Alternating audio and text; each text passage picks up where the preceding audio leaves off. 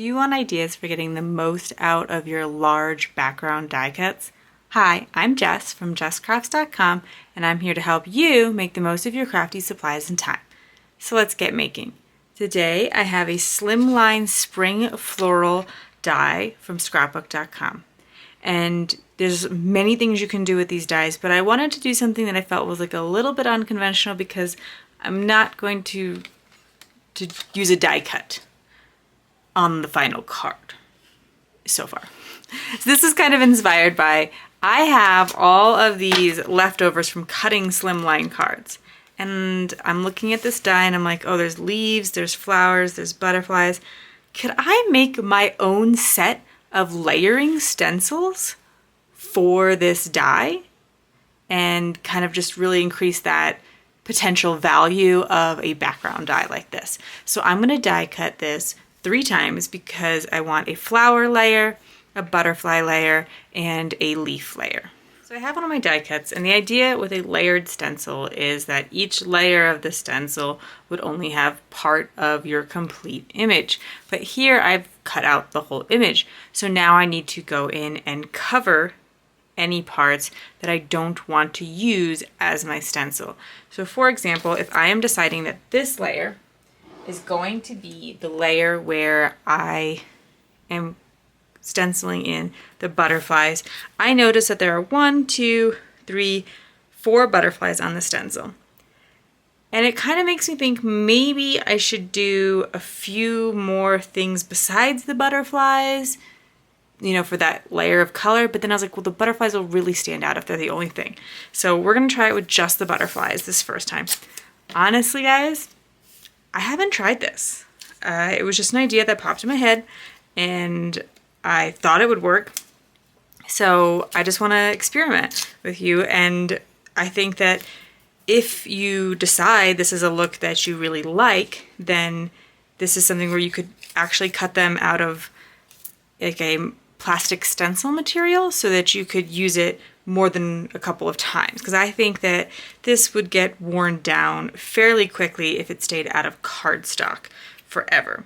So here's what I'm going to do. I'm going to try to cover both sides, because if I cover the one side, then the sticky's coming through, and that's fine, and it actually might even help it stick to the mat a little bit. But I'm worried that the stickiness could be a potential problem in terms of like when I try to peel it up or not being able to move it around very easily. So I'm gonna try covering both sides. And so you see I'm gonna make an outline here around the butterfly.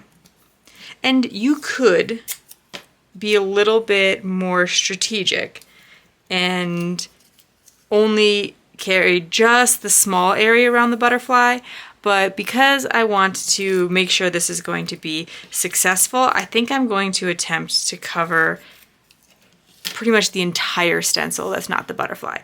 The other option could be like cutting pieces of the stencil off because, you know, you're not going to use that chunk, or just avoiding it. However, again, I just really want to get as close to that effect of a layered stencil as possible. And one way that I'm going to be able to do that is because I'm using my scrapbook.com mint tape. It's somewhat see-through, and I'm still going to be able to hopefully line everything up really well. I have all 3 layers of my stencils prepared. So when I did the butterflies first because it was the most obvious, what I need to cover up. And then I decided to pick out which ones I thought were leaves. There's still a few things where I'm like, is that maybe a butterfly wing? But I just kind of made a choice and then stuck with it.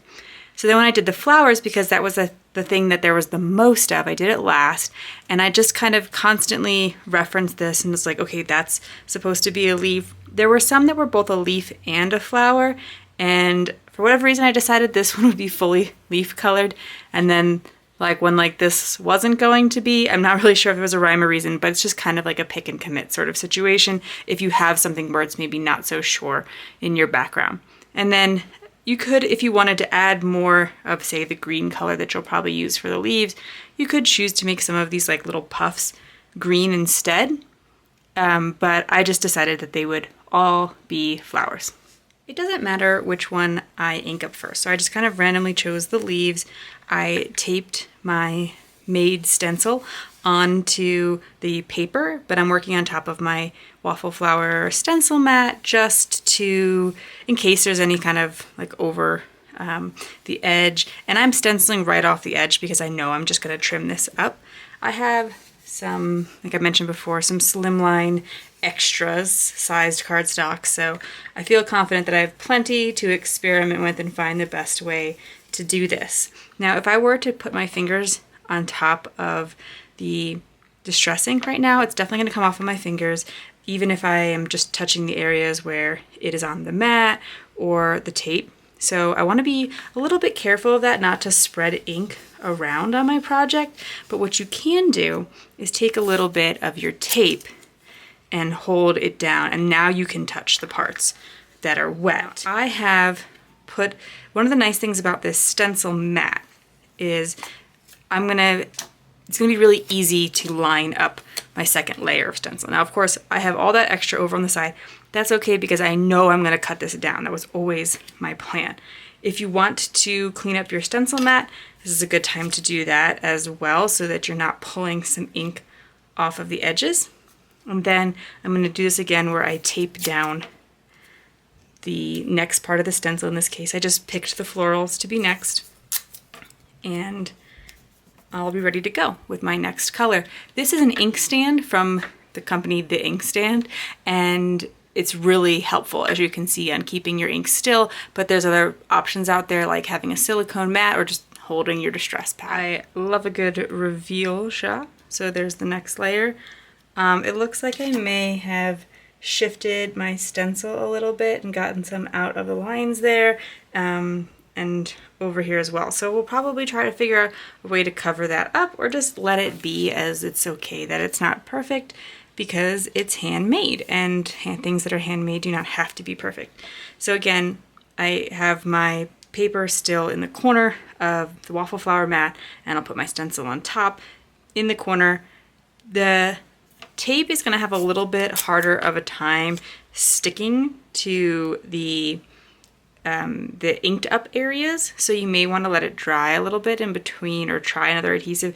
But honestly, because these areas are so small, and I think I can hold it in place long enough to do 4 butterflies, I'm just probably not going to bother with the tape. And this layer is nice and easy because even if I were to like stop in between because I figure that's not working or whatever, lining it up is not a very big deal. So looks like I'm about to discover there that maybe I skipped one of the shapes in the pattern, and we'll have to see if there's a way that we can figure a workaround for that if we want, or if we'll just let it be. Okay, let me quickly ink these up. And then I lift it up, you see my whole pattern, and I skipped something. But other than that, I think this actually worked out really, really well. I'm excited that how easy and effortless this technique was, and it helps me to get so much more out of a background die because not only can I use it as a stencil, but I can use it even more interestingly as a stencil with this layering technique. I found the parts I missed. I think they'll look fine as leaves, so I'm just going to go back to my leaf color. I basically just cut away the tape that was covering those, and I can just go in and fix that up. Now, of course, you could do the same thing with stencils that you already own, but because you're only working with one, you're not going to be able to cover it up and make these like reusable ones. You're going to have to do it one time and then take all the tape off. And so you could still make multiples, but you're not going to be able to save it for a future project on a future day and then just have the 3 layering stencils without purchasing, either 3 stencils or however many layers you want. So I think that's why it's kind of fun as a die technique, because you can make as many stencils from your die as you want. Let's finish off this card.